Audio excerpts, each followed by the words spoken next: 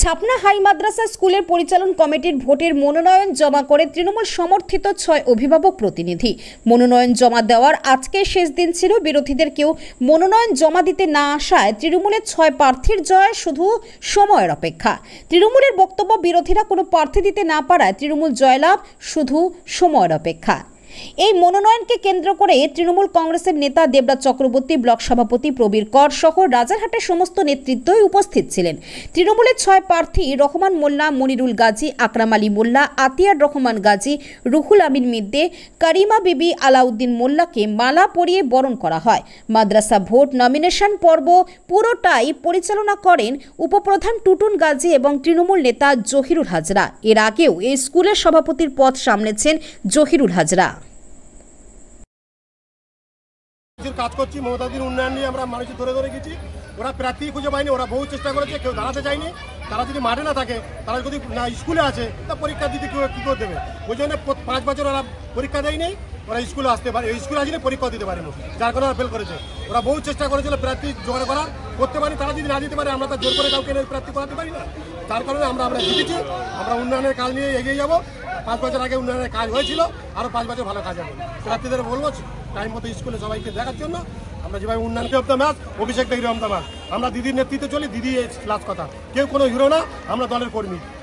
26-এ 1 লক্ষ বেশি ভোটে জিতবো। 26-এ আমরা কথা দিয়ে গেলাম। এই 30টা বুথ পাতাঘাটা আছে, 30টা বুথই 0-0 হবে এবং আমরা সর্বতভাবে চেষ্টাও করেছিলাম যাতে সিপিএম বা আদার্স দল যারা আছে তারা নমিনেশন দিতে পারে, কিন্তু দুর্ভাগ্যবশত ওরা কেউ নমিনেশন দিতে আসেনি। আমরা সর্বতভাবে ওদের সহযোগিতাই করতাম নমিনেশন দিতে আসলে, কিন্তু এটা একচ্ছত্রভাবে জয়লাভ হলো।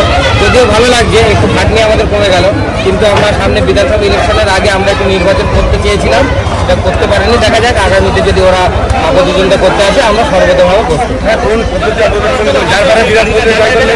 পদ্ধতি বলতে আমরা মমতা ব্যানার্জির দল করি, মানুষের সঙ্গে থাকি, মানুষের পাশে থাকি, মানুষের জন্য কাজ করি, মানুষের যাতে সুবিধা হয় সেই কাজকর্ম করি। এর জন্য আমাদেরকে ভোট চাওয়ার দরকার নেই।